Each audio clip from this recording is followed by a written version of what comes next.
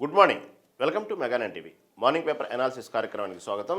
ఈరోజు మనం ప్రధాన పత్రికల్లోని ప్రధాన అంశాలను సరిచూద్దాం. ముందుగా మనం తెలంగాణకు సంబంధించినటువంటి ఆంధ్రజ్యోతి దినపత్రిక మనం చూద్దాం. ఈరోజు ఆంధ్రజ్యోతి దినపత్రికలో ప్రధానమైన వార్తలు ఎప్పటికప్పుడు మనం రాజకీయాల గురించి చర్చించుకుంటాం. ఈరోజు రాజకీయాలు చర్చించుకునే ముందు ఉదయాన్నే కాబట్టి ఒక శుభకార్యంగా శుభవార్తలా చెప్పుకోవటం ఏంటంటే, ఈ మేడారం జాతరకు సంబంధించి కేంద్రం కూడా 3.7 కోట్లు విడుదల చేసింది. అంతేకాకుండా కేంద్రం చొరవతో ప్రత్యేకమైన రైళ్లు ఇవన్నీ కూడా ఏర్పాటు కూడా చేయడం జరిగింది వచ్చేటువంటి భక్తుల కోసం. కాబట్టి కేంద్రం ఈ విధంగా ఏదైతే సమ్మక్క సారక్క జాతరకు సంబంధించిన మేడారం జాతరకు సంబంధించినటువంటి విషయంలో ఇంత శ్రద్ధ చూపించడానికి ప్రధాన కారణం కేంద్ర మంత్రి కిషన్ రెడ్డి యొక్క చొరవ అనేది ఇక్కడ చాలా క్లియర్గా అర్థమవుతోంది. కాబట్టి భక్తుల విషయంలో అయితే హర్షం వ్యక్తం చేస్తున్నారు. ఎందుకంటే ఈ మేడారం జాతరకు సంబంధించి ఇటు తెలంగాణకు సంబంధించిన రాష్ట్ర ప్రభుత్వం కూడా ఎంతో ప్రతిష్టాత్మకంగా తీసుకొని మొదటి నుంచి కూడా దీనికంటూ ఒక బాధ్యతగా పనిచేసినటువంటి విషయం ఈసారి మనం ఈ సంవత్సరం చూసాం.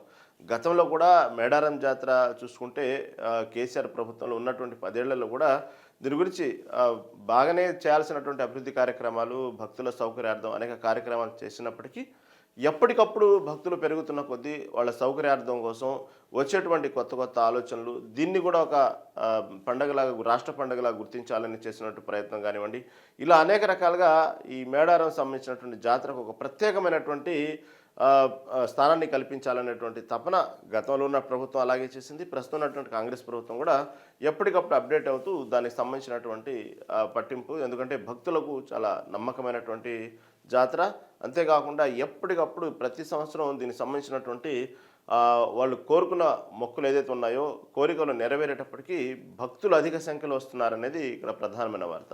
కాబట్టి ఎప్పటికప్పుడు ప్రతి సంవత్సరం భక్తులు ఇలా వేల సంఖ్యలపై చివరికి ఇప్పుడు లక్షల్లో చేరుకున్నారు ఈ భక్తుల సంఖ్య. కాబట్టి ఇలాంటి భక్తుల సౌకర్యార్థం ఎవరికి ఎటువంటి అసౌకర్యానికి గురి కాకుండా, ఎందుకంటే గతంలో అదే మేడారం దగ్గర సౌకర్యాల విషయం గురించి అనేక రకాలైనటువంటి ఇబ్బందులు పడ్డటువంటి వార్తలు మనం గతంలో చూసాం. ఒకప్పుడు క్రమేపీ దాని నుంచి బయటపడుతూ ఇప్పుడు మేడారం జాతరకు వెళ్ళాలన్నా ఎటువంటి ఇబ్బందులు లేకుండా వాళ్ళ సౌకర్యార్థం అనేక రకమైనటువంటి కార్యక్రమాలు ఈ సంవత్సరం రాష్ట్ర ప్రభుత్వం చాలా ప్రతిష్టాత్మకంగా తీసుకొని దానికి సంబంధించినటువంటి భారీగానే ఖర్చు చేయడం కూడా చూసాం. మనం కోట్లు బాగా ఖర్చు పెట్టడం చూసాం.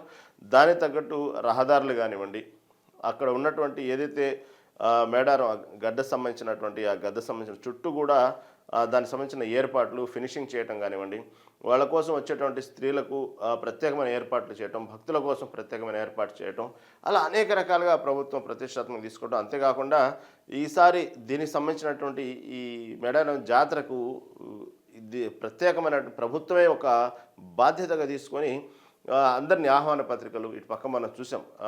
బీఆర్ఎస్ అధ్యక్షుడు కేసీఆర్ని కూడా దీనికి రావాలంటూ ఆహ్వాన పత్రిక తీసుకొని కొండా సురేఖ కానీ సీతక్క కానీ వెళ్ళి ఎంతో మర్యాదపూర్వకంగా ఇంటికి వెళ్ళి ఆహ్వానించి అక్కడ ఆమె వాళ్ళు కూడా బీఆర్ఎస్ వాళ్ళ ఇంట్లో కుటుంబ సభ్యుల యొక్క మర్యాదను వాళ్ళు పొంది ఎంతో చూడటానికి చాలా ఆహ్లాదకరమైన వాతావరణంలో చాలా చక్కగా చూడటానికి రాజకీయాలన్నీ కూడా పక్కన పెట్టి ఎప్పటికప్పుడు విమర్శలు, ప్రతి విమర్శలు, దాడులు ఇవన్నీ కూడా పక్కన పెట్టేసి ఒక కుటుంబ సభ్యులాగా ఒక ఆడపడుచు ఇంటికి వస్తే ఎంత ఆనందంగా చూస్తారో ఆ విధంగా కేసీఆర్ కుటుంబం చూడటం కానివ్వండి, వాళ్ళకు ప్రత్యేకమైనటువంటి మొదటిసారి ఆడబిడ్డ ఇంటికి వస్తే సంప్రదాయంగా మన ఉన్నటువంటి సంప్రదాయాల ప్రకారం ఏదైతే వాళ్లకు చీర పెట్టడం కానివ్వండి, ఇవన్నీ కూడా చాలా ముచ్చటేసింది ఆ రోజు చూస్తే ఆ వాతావరణం. అలాంటి తరుణంలో ఇలా ప్రత్యేక అతిథుల్ని ఆహ్వానించడం మనం చూసాం. దాంతోపాటు ఇటుపక్క ఆంధ్రప్రదేశ్ సీఎం చంద్రబాబు నాయుడిని ఇదే విధంగా గౌరవంగా ప్రభుత్వం తరపున లాంఛనంగా ఆహ్వానించడం చూసాం. నిన్న దావోస్లో కూడా సీఎం రేవంత్ రెడ్డి ఏదైతే పెట్టుబడుల నిమిత్తం అక్కడ వెళ్ళినటువంటి పారిశ్రామికవేత్తలతో అయినటువంటి సమావేశం తర్వాత లోకేష్ని కలిసిన తర్వాత లోకేష్కు ప్రత్యేకంగా సత్కరించడంతో పాటు రావాలంటూ ఆహ్వానించడం కూడా మనం చూసాం. ఈ విధంగా ప్రభుత్వంలో ఉన్నటువంటి మంత్రులు, ముఖ్యమంత్రి, అనేక మంది అధికారులు వీళ్ళందరూ కూడా దీన్ని చాలా ప్రతిష్టాత్మకంగా తీసుకొని ఏ విధంగా అయితే పక్క రాష్ట్రాల సీఎంలు, మంత్రులతో పాటు అనేకమైనటువంటి ఉన్నతమైనటువంటి వర్గాల్లో ఉన్న వారికి దీనికి రావాలంటూ ఆహ్వానించడం. ఎందుకంటే ప్రభుత్వం అక్కడ చేసినటువంటి ఏర్పాట్లు కూడా ఆ విధంగా ఎవరికి ఎటువంటి విఐపీలు ఎవరు సామాన్య భక్తులు ఎవరు వచ్చినప్పటికీ కూడా అక్కడ గతంలో ఉన్నటువంటి ఏదైతే ఇబ్బందులు లేకుండా వాళ్ళ సౌకర్యార్థం తీసుకున్నటువంటి అనేక నిర్ణయాలతో చాలా కాన్ఫిడెంట్గా అందరినీ తీసుకురావటం చూసాం. దానికి సంబంధించి సీతక్క కానివ్వండి, ఇటు కొండా సురేఖ కానివ్వండి చాలా ప్రతిష్టాత్మకంగా దాన్ని యుద్ధ ప్రాతిపదికన కొన్ని పనులు కూడా జాతరలోపు అవదు అనుకున్నటువంటి పనులు కూడా యుద్ధ ప్రాతిపదికన అనేక రోడ్డు మార్గ నిర్మాణాలు, దానికి సంబంధించినటువంటి పార్కింగు, ఎక్కడెక్కడ ఏం పార్కింగ్ స్థలాలు ఉన్నాయి, ఎక్కడెక్కడ క్యాంటీన్లు ఉండాలి, ఎక్కడెక్కడ స్త్రీల సౌకర్యార్థం ఎటువంటి సంబంధించినటువంటి టాయిలెట్స్ కానివ్వండి, ఇవన్నీ కూడా ఏ విధంగా ఏర్పాటు చేయడం మనం అన్నీ చూసాం. దానికి సంబంధించినటువంటి ఎప్పటికప్పుడు యుద్ధ ప్రాతిపదికన చాలా ప్రతిష్టాత్మకంగా తీసుకున్నారు. ఎక్కడ ప్రభుత్వానికి ఎటువంటి విమర్శలు రాకుండా చూసుకునేందుకు చాలా కష్టపడ్డారు. దాంతోపాటు దాన్ని ఒక సెంటిమెంట్గా తీసుకొని ప్రభుత్వంలో కూడా దాన్ని ఒక సెంటిమెంట్ తీసుకుని అక్కడ, ఎందుకంటే సీఎం రేవంత్ రెడ్డి కూడా గతంలో ఇదే విధంగా ప్రభుత్వ అధికారంలో రావడం కోసం తను అక్కడి నుంచే తన మొక్కుబడిగా ప్రారంభించాననే విషయం చెప్పడం కానివ్వండి, ఇలా అనేక రకాలుగా వాళ్ళకున్న సెంటిమెంట్స్తో పాటు ప్రభుత్వం తీసుకున్నటువంటి ప్రత్యేకమైన శ్రద్ధ, ప్రభుత్వానికి ఆ ఇచ్చేటువంటి మేడారం జాతరకి ఇచ్చేటువంటి ఇంపార్టెన్స్ గురించి తెలియజేయాలని చాలా తపనబడి యుద్ధ ప్రాతిపదికన చేయడం జరిగింది.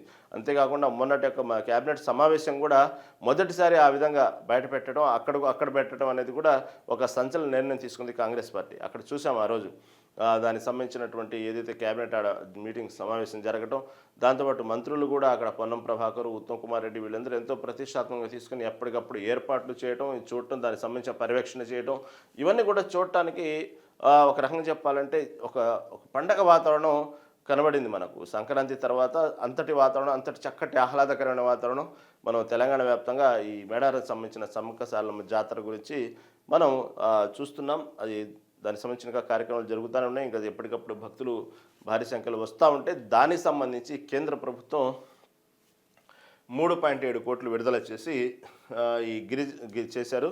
దీనికి సంబంధించినటువంటి కేంద్ర గిరిజన మంత్రిత్వ శాఖ, ఈ కేంద్ర మంత్రి కిషన్ రెడ్డి ప్రత్యేక చొరవతోనే ఇది సాధ్యమైందంటూ చెప్పుకోవటం కూడా మనం చూసాం. వాస్తవంగా కేంద్ర ప్రభుత్వం కూడా బాధ్యత అంటే దానికి ఇచ్చేటటువంటి ఇంపార్టెన్స్, ఆ జాతరకు కూడా ఇంపార్టెన్స్ ఇస్తూ దాన్ని కూడా జాతీయ పండుగలా చేయాలన్నటువంటి అనేక నినాదాలు వస్తున్నాయి. ఇప్పటికీ దానికి సంబంధించినటువంటి విషయంలో కేంద్రం కూడా నిధులు విడుదల చేయడం ఒక శుభ పరిణామమే అనుకోవాలి. దీనికోసం ఈ మేడారం భక్తుల కోసం కూడా వచ్చేటువంటి భక్తులు ఎప్పటికప్పుడు ప్రతి సంవత్సరం ఇందా నేను చెప్పినట్టు భారీగా పెరిగిపోవడంతో ఆ భక్తుల సౌకర్యార్థం కోసం ప్రత్యేకంగా ఒక 30 ప్రత్యేక రైళ్లు కూడా ఏర్పాటు చేయడం జరిగింది. దాంతోపాటు 4,000 బస్సులు నడపాలి అనేటువంటి మొదటి నుంచి ఏదైతే ప్రభుత్వం ప్రతిష్టం తీసుకుందో దాని తట్టుగానే ఆర్టీసీ బస్సులు కూడా 4,000 దీన్ని నడుస్తూ ఉన్నాయి. దీనికి సంబంధించినటువంటి ప్రత్యేక ఇంపార్టెన్స్ ఇచ్చారు. కాకపోతే ఇంకా దీనికి సంబంధించి చూడండి, ఈ మేడారం తల్లుల ప్రాంగణంలో ఎత్తులో బంగారంతో భక్తులంటూ ఒక ఎలా విధంగా భక్తులు ఏ విధంగా వస్తున్నారో, ఏ విధంగా పోటెత్తారో మనం చాలా క్లియర్గా చూడొచ్చు. దీనికి సంబంధించి ఈ విధంగా ఉంది. ఇంకా ఆ తర్వాత ఆంధ్రజ్యోతి ప్రధానమైన వార్త, ఇంకా రాజకీయాలకు వెళ్దాం. దీనికి సంబంధించినటువంటి ఏదైతే నిన్న సిట్ విచారణకు ఫోన్ ట్యాపింగ్ సంబంధించిన అంశంలో మొన్న నోటీసులు అందుకున్నటువంటి కేటీఆర్ నిన్న జూబ్లీహిల్స్ పోలీస్ స్టేషన్లో సిట్ విచారణకు హాజరవడం చూసాం. ఎంతో ఉత్కంఠభరిత వాతావరణం. ఉదయం నుంచి అంటే దాదాపు అతను 11 గంటలకు హాజరవ్వాలి. ఉదయం నుంచే దీని గురించి ఎక్కడ చూస్తున్న రాష్ట్ర వ్యాప్తంగా అటెన్షన్ వాతావరణం, దీని గురించి ప్రత్యేకమైన రకరకాల వార్తలు, ఒక రకమైనటువంటి రాజకీయాలు ఒక పీక్ స్టేజ్కి వెళ్ళి అనుకోవాలన్నా విమర్శలు, ప్రతి విమర్శలు వెళ్ళకముందే దానికి సంబంధించినటువంటి అనేక రకమైనటువంటి వార్తలు, రూమర్లు చక్కర్లు కొట్టినాయి నిన్నంతా. మొన్న చూసాం మనం హరీష్ రావు ఇదే విధంగా సిట్ విచారణకు, అదే పోలీస్ స్టేషను, అదే సిట్ విచారణకు, అదే ప్రశ్నలతో అక్కడికి ఆయన. కాబట్టి సుప్రీంకోర్టు ఏదైతే దీని గురించి అతని మీద సిట్టు ఫోన్ ట్యాపింగ్ సంబంధించిన అంశం ఇచ్చినటువంటి తీర్పు, హరీష్ రావు మీద ఇచ్చినటువంటి వ్యక్తిగత తీర్పుని, ఆ తీర్పుని తీసుకొని అక్కడికి హాజరవడం జరిగింది సిట్ విచారణ కోసం. తనతో పాటు తన సొంత న్యాయవాదులను తీసుకెళ్తే లోపలికి అనుమతించలేదు. ఎట్టకేలకు హరీష్ రావు ఒక్కరే లోపలికి వెళ్ళారు. వాళ్ళు అడిగిన ప్రశ్నలకు చాలా హుందాతనంగా సమాధానం చెప్పారనేటువంటి విషయం కూడా బయటకు వచ్చింది. కాబట్టి అక్కడ కావాలని ప్రభుత్వం గంటల పాటు అక్కడ ఉన్నటువంటి అధికారులు, సిట్ అధికారులు కావాలని చెప్పి సమయాన్ని అలా పొడిగించి 7 గంటల పాటు కావాలని చేశారు. కానీ అక్కడ విచారణ పెద్దగా జరగలేదు. మొత్తం ఓవరాల్గా చూసుకుంటే గంటన్నర గంట ఎక్కువ విచారణ జరపలేదు. కావాలని ఈ విధంగా చేశారంటూ అంతేకాకుండా అనేక ప్రశ్నలు హరీష్ రావే ఎదురుదాడిగా సిట్ అధికారులు వేశారు. ఇలానే రకరకాల వార్తలు బయటకు వచ్చినాయి. ఎట్టకేలకు తర్వాత వెంటనే కేటీఆర్ కూడా నోటీసులు ఇవ్వడం జరిగింది. కేటీఆర్ కూడా ఓకే, చట్టాన్ని గౌరవించి సిట్ అధికారులకు విచారణ కాబట్టి అతను కూడా దాని గురించి వెళ్ళాలని నిర్ణయించుకోవటం, దాని గురించి వెళ్ళే ముందు ఒకసారి కేసీఆర్ దగ్గరికి వెళ్ళి ఫామ్ హౌస్లో కలిసి దాని గురించి విచారణకు వెళ్ళే ముందు దాని సలహాలు సంప్రదింపులు అయిన తర్వాత ఎట్టకేలకు సిట్ విచారణకు హాజరవ్వాలని నిర్ణయించుకున్నారు. కాకపోతే సిట్ విచారణ హాజరయ్యే ముందు ఒక రకమైనటువంటి హడావుడి రాజకీయ వాతావరణం. ఎక్కడికక్కడ చూస్తే ఇక్కడ జూబ్లీహిల్స్ పోలీస్ స్టేషన్ పరిధిలో 5 అంచెల భద్రత, పోలీసులు పటిష్ట బందోబస్తు ఏర్పాటు చేశారు. ఎటువంటి అవాంఛనీయ సంఘటన జరగకుండా దానికి సంబంధించినటువంటి భారీగా బీఆర్ఎస్ కార్యకర్తలు, ఇటుపక్క కేటీఆర్ అభిమానులు, ఇటుపక్క మొత్తం జూబ్లీహిల్స్ ఎక్కడ చూసినా కూడా కిలోమీటర్ల మేర ట్రాఫిక్ జామ్ అవ్వడం ఇవన్నీ మనం నిన్న చూసాం. బయలుదేరే ముందు కేటీఆర్ ఏ విధంగా తెలంగాణ భవన్లో హరీష్ రావు ఏ విధంగా అయితే ప్రెస్ మీట్ పెట్టి వెళ్లే ముందు ఏ విధంగా మాట్లాడారో అదేవిధంగా కేటీఆర్ కూడా తెలంగాణ భవన్లో సిట్ విచారణకు వెళ్లే ముందు అక్కడ తెలంగాణ భవన్లో ప్రెస్ మీట్ పెట్టడం జరిగింది.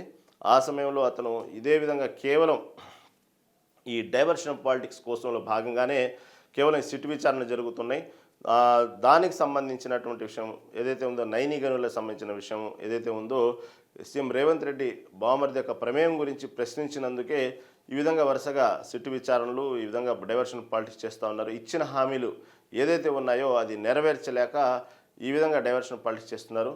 కావాలని సీఎం రేవంత్ రెడ్డి విదేశాలకు వెళ్ళిన టైంలోనే ఇవన్నీ కూడా టైంపాస్ రాజకీయాల కోసం మంత్రులు ఏదో ఒకటి టైంపాస్ కోసం ఈ విధంగా ఆడుకుంటున్నారు అంటూ కేటీఆర్ చెప్పటం, దాంతోపాటు అనవసరంగా ఈ విధంగా ఈ కొంతమంది ఉన్నతాధికారులు, పోలీస్ విభాగంలో ఉన్నటువంటి ఉన్నతాధికారులు ఈ విషయంలో అత్యుత్సాహం చూపిస్తున్నారు. ఇది మేము కనుక రేపు ప్రభుత్వంలోకి వస్తే మాత్రం ఎవరిని వదిలిపెట్టబోము, ఇది వాళ్ళు ఉండాల్సినటువంటి పదవుల్లో హుందాతనం వ్యవహరించకుండా అత్యుత్సాహం ప్రదర్శిస్తున్నారు. కాబట్టి ఇలా నన్ను లేనిపోనివన్నీ కూడా గతంలో ఎన్నో విషయాల్లో ఈ విధంగా నన్ను పదే పదే నా మీద లేనిపోని విమర్శలు, రూమర్లు క్రియేట్ చేయడం జరిగింది. దేన్ని కూడా నేను వదిలిపెట్టను. రేపు రోజున ప్రభుత్వం అధికారంలో వచ్చేది మనమే, వచ్చినప్పుడు మాత్రం ఇవన్నీ కూడా నేను గుర్తుపెట్టుకుంటాను, ఎవరిని విడిచిపెట్టేది లేదు. నా మీద ఇటు రాజకీయంగా విమర్శలు, రాజకీయంగా రూమర్లు, దాంతోపాటు నా వ్యక్తిగత జీవితానికి కూడా లేనిపోయినటువంటి సెలబ్రిటీలతో నాకున్న సంబంధాలు, అక్రమ సంబంధాలు అంటూ లేనిపోయిన రూమర్లు లేపి నా వ్యక్తిగతంగా నన్ను చాలా దోషణలు గురి చేసే విధంగా చేయడానికి ప్రయత్నాలు జరిగినాయి. ఈ విధంగా ప్రతి విషయంలో కూడా నన్ను కావాలని ఒక ఇండివిజువల్గా వెళ్తున్నారు. మేము ఉన్నప్పుడు 10 ఏళ్లలో ఎప్పుడు కూడా మేము ఈ విధంగా కక్ష సాధింపు రాజకీయాలకు మేము పాల్పడలేదు. కాకపోతే ఈ విధంగా కక్ష సాధింపు రాజకీయాలకు పాల్పడుతూ ఒక కొత్త సంస్కృతిని తీసుకొస్తున్నారు. కాబట్టి నా మీద వచ్చినటువంటి ఈ వ్యక్తిగత ఆరోపణలు కానివ్వండి, ఇలా లేనిపోనివన్నీ ఎప్పటికప్పుడు మమ్మల్ని ఇబ్బంది పెట్టాలని ప్రయత్నిస్తున్నారు. కాబట్టి కొంతమంది దీంట్లో పోలీసు ఉన్నతాధికారులు కూడా అత్యుత్సాహం ప్రదర్శిస్తున్నారు. ఆ అత్యుత్సాహాన్ని మాత్రం మేము మాత్రం అధికారంలో వచ్చినప్పుడు మాత్రం వదిలిపెట్టాం, ఎవరు నేను వదిలిపెట్టే ప్రసక్తి లేదు అంటూ ఇక తన యొక్క సహజ ధోరణి కాంగ్రెస్ ప్రభుత్వం మీద విరుచుకుపడటం, తనకున్నటువంటి సరదాగా అయినటువంటి వ్యంగ్యాస్త్రాలు సంధించడం, దాంతోపాటు ఈ సిట్ విచారణ సంబంధించి ఏ విధంగా అయితే ఈ ఫోన్ ట్యాపింగ్ సంబంధించిన విషయంలో ఏ విధంగా అయితే హరీష్ రావు వెళ్ళిన సందర్భంలో జరిగిన పరిణామాలు ఇవన్నీ చర్చించుకుంటూ ఒక చక్కటి వాతావరణం చెప్పాలన్న కార్యకర్తల్లో మనోధైర్యం నింపుతూ ఇది సిట్ విచారణకు వెళ్తున్నాం కాబట్టి దీంట్లో ఎటువంటి భయపడాల్సిన అవసరం లేదంటూ ఇటు పక్క అక్కడ ఉన్నటువంటి కార్యకర్తలకు మనోధైర్యం నింపుతూ చాలా హుందాతనంగా ఏదో సరదాగా ఒక ఇంటర్వ్యూకి వెళ్తున్నట్టు, ఒక ఆఫీస్లో ఇంటర్వ్యూకి వెళ్తున్నట్టు చాలా సరదాగా అందరినీ పలకరించి నవ్వుతూ సిట్ విచారణలో అటెండ్ అవ్వడానికి లోపలికి వెళ్ళటం మనం చూసాం నిన్న జూబ్లీహిల్స్లో. ఇంకా ఆ తర్వాత బయటకి లోపల విచారణ జరిగింది. మొత్తం అప్పుడు హరీష్ రావుతో జరిగింది, 6 అధికారులతో జరిగింది ఆ విచారణ నిమిత్తం ఎలా అయితే జరిగిందో సేమ్ ఇదే విధంగా కేటీఆర్ కూడా విచారణ జరుగుతుంటే లోపల బయట మాత్రం రకరకాలైనటువంటి వార్తలు. లోపల ఉండేది ఎవరు? కేవలం అధికారులు మాత్రమే. కానీ బయట మాత్రం అసలు లోపల ఉండి అక్కడ ఏం విచారణ జరుగుతుంది, ప్రశ్నలు ఏం అడిగారు, కేటీఆర్ ఏ విధంగా సమాధానం చెప్పాడు, మధ్యలో మంచినీళ్ళు తాగాడా, టీ తాగాడా, కాఫీ తాగాడా, ఇలా అనేక రకాలైనటువంటి బయట ఏదో కళ్ళ కట్టి చూసినట్టు లోపల కేటీఆర్ పక్కనే కూర్చున్నట్టు ఇలా రకరకాల బయట రూమర్స్ మనం నిన్న చూసాం. అది కొంచెం అత్యుత్సాహంగానే కనిపించింది, నవ్వుకోవటానికి కూడా పనికొచ్చిందని చెప్పుకోవాలి. లోపల ఉన్నది ఎవరు? అధికారులు, ప్రశ్నిస్తున్నది ఎవరు? కేటీఆర్ని. వీళ్ళ మధ్యనే చాలా కాన్ఫిడెన్షియల్గా జరుగుతున్నటువంటి విషయాన్ని సజ్జనార్ నేతృత్వంలో జరుగుతున్నటువంటి విషయాన్ని బయటకి ఈ విధంగా రకరకాలుగా జరుగుతూ ఉంటే కొంచెం ఓకే, చూడటానికి ఇది కక్ష సాధింపు ధోరణిలాగానే ఒక ప్రీ ప్లాన్డ్గానే ఒక మీడియా డిజిటల్ మీడియా ద్వారా ప్రచారం చేయడానికి పూనుకుంది అనేటువంటి విషయాన్ని అయితే చాలా క్లియర్గా అర్థమైంది నిన్న పరిస్థితులు చూస్తే. సరే, ఎందుకంటే బయటకు వచ్చి అధికారులన్నా చెప్పాలి, కేటీఆర్ అన్నా చెప్పాలి లోపల ఏం జరిగిందనేది. కానీ వీళ్ళు బయట ఏదేదో ఊహించుకొని దానికి సంబంధించినటువంటి అనేక రకాలైనటువంటి వార్తలు రాయటం, వార్తలు ప్రసారం అవ్వటం అనేది కొంచెం చాలా అందరికీ నవ్వుకోవడానికి అయితే నిన్న బాగానే పనికొచ్చింది ఆ విషయాలు.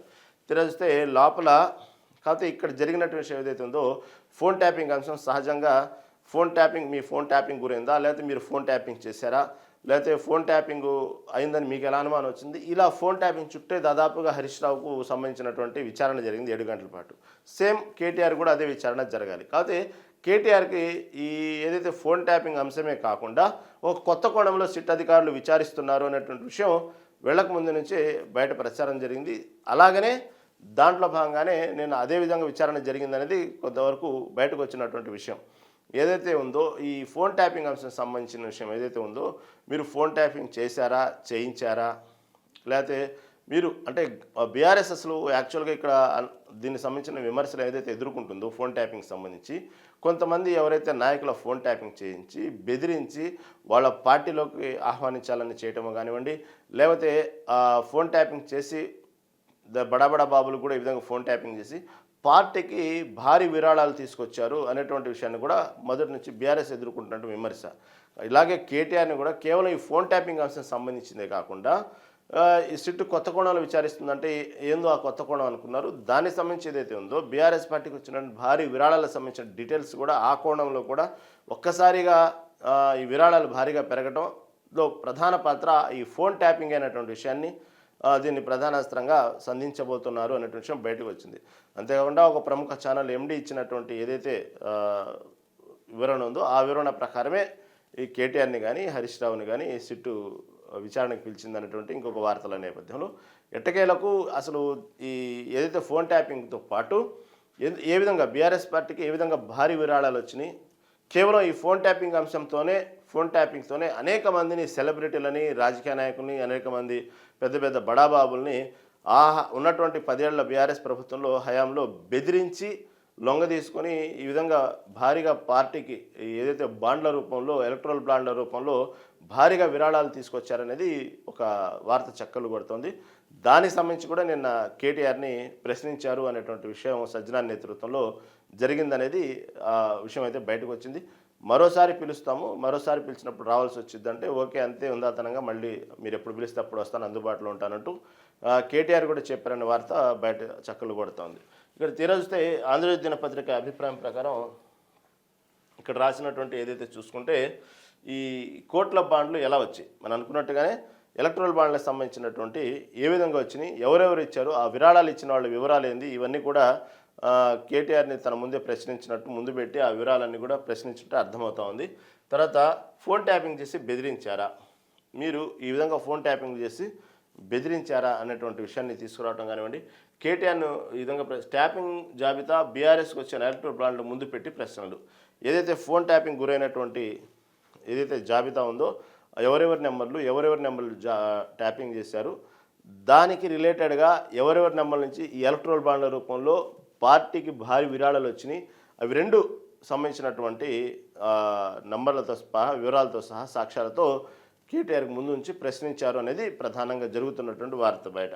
అంటే అసలు ఈ సంధ్యా కన్వెన్షన్ యాజమాని శ్రీధర్రావు సహా పలువురు వాంగ్మూలాలు ఏదైతే ఉన్నారో వాళ్ళు ఇచ్చినటువంటి వాంగ్మూలాలు ప్రస్తావన తీసుకురావటం, అదేవిధంగా ఏదైతే వార్ రూమ్స్ పేరిట అక్రమ ఫోన్ ట్యాపింగ్ ఎందుకు చేశారు, ఈ వార్ రూమ్స్ పేరిట ఎందుకంటే ఈ ఏదైతే ఉన్నాయో ఈ ట్యాపింగ్ అంతా కూడా ఎలాంటివంటే దాదాపుగా మన ఎవరైతే ఉగ్రవాదులో మావోయిస్టులో లేకపోతే దాని ఇంటెలిజెన్స్ విభాగానికి అనుమానం వస్తే ఏదైనా శాంతి భద్రతల భంగం వాటిల్లేటువంటి ప్రమాదం ఉంటే దానికి సంబంధించినటువంటి రిలేటెడ్గా ఈ ఫోన్ ట్యాపింగ్ చేస్తారు. దీనికి పర్మిషన్ కూడా ఉన్నది కేంద్ర ప్రభుత్వం నుంచి, అదో పెద్ద ప్రాసెస్.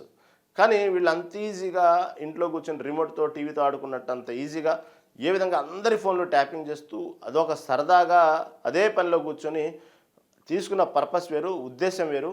కానీ దీన్ని ఏ విధంగా తప్పుదోవ పట్టించారు ఈ ఫోన్ ట్యాపింగ్ అంశాన్ని, వీళ్ళ స్వలాభాల కోసం ఎలా వాడుకున్నారు, కేవలం ప్రతిపక్ష పార్టీలో అప్పుడు బీఆర్ఎస్ అధికారం ఉంది, కేవలం ప్రతిపక్షంలో ఉన్నటువంటి నాయకులు వాళ్ళ ఫోన్ ట్యాపింగ్ చేయడంతో పాటు వాళ్ళ పార్టీలో ఎవరెవరైతే అనుమానితులుగా వాళ్ళకు ఎక్కడైతే ఎవరి పార్టీలో ఉన్నటువంటి వాళ్ళు అనుమానంగా ఉన్నారో వాళ్ళు ఎవరెవరితో సంప్రదింపులు చేస్తున్నారో ఇవన్నీ తీగలాగటం కోసం కూడా ఈ ఫోన్ ట్యాపింగ్ అనేది వాడుకున్నారు అనేది ఒక ప్రధానమైనటువంటి వార్త.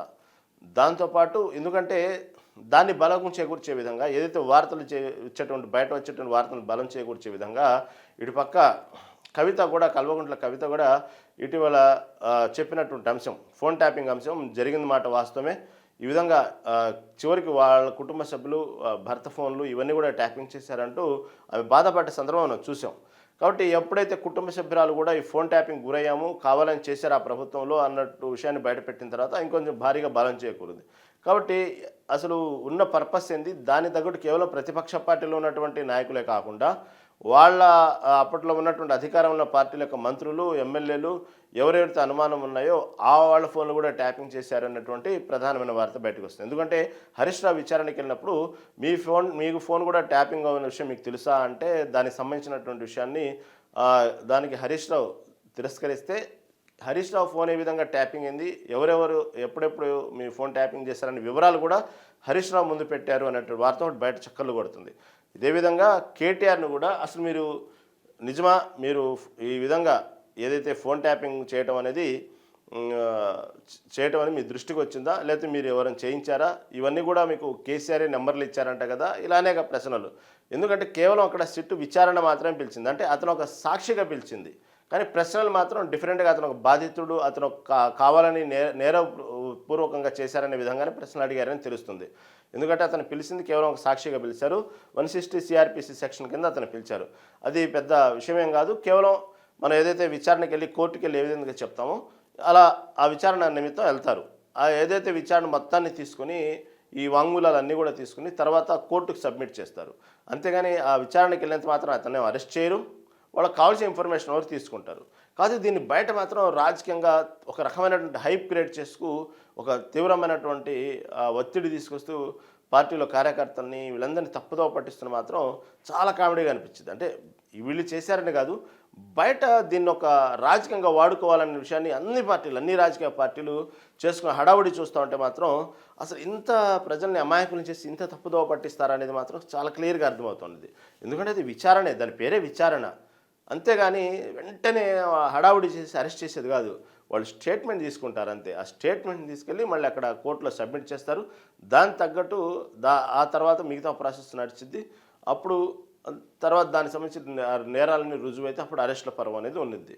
కేవలం విచారణకి వెళ్తూ ఒక సాక్షిగా విచారణ అవుతూ లేకపోతే మీ ఫోన్ ట్యాపింగ్ అయిందా, లేకపోతే మీకు తెలుసా అది మీ ఫోన్ వీళ్ళు ట్యాప్ చేశారు, ఇదే అంశం మొదటి నుంచి ఈటెల రాజేంద్రకైనా బండి సంజయ్కైనా వీళ్ళందరికీ జరిగిన ప్రాసెస్ ఇదే. కాకపోతే ఎందుకు ఇంత హడావుడి చేస్తున్నారు గత 4 రోజుల నుంచి అంటే కేవలం అంతే, ఇది రాజకీయ హైప్ కోసము ప్రజల్ని పిచ్చోని చేసి తప్పుదోవ పట్టించడం తప్ప దీంట్లో ఎటువంటి ప్రయోజనాలు లేవు. కేవలం దీని ఒక హైప్ క్రియేట్ చేస్తూ రాజకీయంగా వాడుకోవటం తప్ప అంతకంటే ఏం లేదు. వచ్చేటువంటి మున్సిపల్ ఎన్నికలదే ఈ హడావుడి, దీనికి తగ్గట్టుగానే ముందు చేస్తున్నటువంటి ఒక పాలిషింగ్ అనమాట ఇదంతా. కాబట్టి దీనికి సంబంధించినటువంటి ఏదైతే ఉన్నాయో మీరు ఫోన్ ట్యాపింగ్ మీది గురైందా, లేకపోతే మీకు అసలు ఫోన్ ట్యాపింగ్ అంశం మీ దాకా వచ్చిందా, ఫోన్ ట్యాపింగ్ మీరు చేశారా అంటూ ఇలా అనేక ప్రశ్నలు సంధిస్తూ దాదాపుగా 7.5 గంటల పాటు సాగింది కేటీఆర్ సంబంధించినటువంటి ఈ నిన్న సిట్ విచారణ మొత్తం కూడా. తర్వాత అసలు ఫోన్ ట్యాపింగు నేరం అవుతుందని తెలియదా అంటే ఇక డైరెక్ట్గానే ఇక వాళ్ళ యాంగిల్లో వాళ్ళు ఒక్కోసారేమో సాక్షి రూపంలో ప్రశ్నలు అడగటం, అతని ద్వారా విషయాలు రాబట్టడం, లేకపోతే మీ ఫోన్ కూడా ఈ విధంగా ఫలానా ట్యాప్ చేశారు మీకు విషయం తెలుసా అని అడిగినట్టు అడగటం. దాంతోపాటు ఒక మనిషిని ఒక సైకాలజికల్గా తీసుకెళ్ళి అసలు మీరు ఎందుకు ట్యాపింగ్ చేశారు అనేటువంటి విషయాన్ని అతను డైనమాలో పడేయడానికి ప్రయత్నించడం, ఇవన్నీ కూడా కేటీఆర్కు పెద్ద ఇదేం కాదు. చాలా మెచ్యూర్డ్ పర్సన్. దానికి ఏ విధంగా సమాధానాలు ఇచ్చుకోవాలి, ఎవరెవరు మైండ్ సెట్ని మారుస్తారు, ఏ విధంగా అడుగుతారు అనేది ఒక మెంటల్ ప్రిపరేషన్ ఆయన చాలా మెచ్యూర్డ్ కాబట్టి దాని తగ్గట్టు సమాధానాలు ఇచ్చారని అర్థమవుతూ ఉంది. తర్వాత మీ సన్నిహితుల ఫోన్లు ట్యాపింగ్ అయ్యే విషయం మీకు తెలుసా అంటే సన్నిహితులు అంటే పార్టీలో ఉన్న నాయకులు, పార్టీలో ఉన్నటువంటి వారు, కుటుంబ సభ్యులు ఎవరైనా సరే వాళ్ళన్నీ కూడా ఫోన్ ట్యాపింగ్ అనే విషయం కనీసం మీ దృష్టికి వచ్చిందా అనేటువంటి విషయాన్ని అడగటం జరిగిందంట. తర్వాత ఫోన్ నెంబర్లు పంపిన పెద్ద ఆయన కేసీఆర్ అయినా 7 గంటల పాటు విచారణ. ఎవరైతే ఈ ఫోన్ ట్యాపింగ్ ఫలానా వాళ్ళు సూటబుల్గా ఎన్నుకొని వీళ్ళని ఫోన్ ట్యాపింగ్ చేయమని అసలు మీకు నెంబర్లు ఇచ్చిందే కేసీఆర్ అని పెద్ద ఆయనైనా ఇచ్చింది అనేటువంటి విషయాన్ని కూడా అడిగారనే వార్త కూడా బయటకు వస్తుంది. మళ్ళీ ఈ సిట్టు విచారణ లోపల సిట్టు అధికారులు కేటీఆర్ మధ్యలోనే ఉండేది విషయం. కాకపోతే ఇవన్నీ కూడా ఈ పత్రికల్లో బయటకు వచ్చిన అంశాలు అయితే ఆలోచించాల్సిన విషయం. ఇవన్నీ ఎందుకు బయటకు వస్తాయి, ఎలా బయటకు వస్తాయి అనే విషయం అయితే తెలియదు. ఎందుకంటే ఈ ఫోన్ ట్యాపింగ్ సంబంధించి గతంలో కూడా ఇలాగే అనేక ప్రశ్నలు, అనేక వార్తలు బయటకు వచ్చినాయి. మధ్యలో ఎవరైతే దీనికి సంబంధించినటువంటి వార్తలను కూడా బయటకు తీసుకొస్తూ అవసరమైతే మరోసారి రావాలన్న సిట్టు ఈ విషయంగా మరోసారి రావాల్సి వచ్చిందని ఈ విధంగా 7:30 గంటల పాటు సిట్టు విచారణ కొనసాగింది కేటీఆర్కి. దాంట్లో భాగంగా బయటకు వచ్చేటువంటి వార్తలు అనేక రకాల వార్తలు చక్కలు కొట్టినాయి. ఎప్పుడైతే కేటీఆర్ బయటకు వచ్చి లోపల జరిగిన వార్తల్ని బయటకు ప్రకటించేదాకా ఏది కూడా నమ్మశక్యంగా లేనటువంటి విషయాలు బయట చాలా చక్కలు కొట్టినాయి. చివరికి వచ్చి మధ్యలో ఎవరైతే ఈ ఉన్నతాధికారులు ఉన్నారో, ఈ ట్యాపింగ్ సంబంధించిన అధికారులు ఉన్నారో వాళ్ళని కూడా పిలిపించి సడన్గా కేటీఆర్ ప్రశ్నలు సరిగైనటువంటి ఆన్సర్లు పొంతలేనప్పుడు అతన్ని కూడా పక్కకు తీసుకొచ్చి కూర్చోబెట్టి వాళ్ళు ఎదురుగా ప్రశ్నించారు అనేటువంటి విషయాన్ని కూడా బయట చక్కలు కొట్టినాయి. అవన్నీ అబద్ధాలంటూ చాలా వ్యంగ్యాస్త్రాలతో కేటీఆర్ నిన్న సమాధానం చెప్పడం మనం అందరూ చూసాం. సరే, అసలు ఈ విచారణలో ఏం జరిగింది?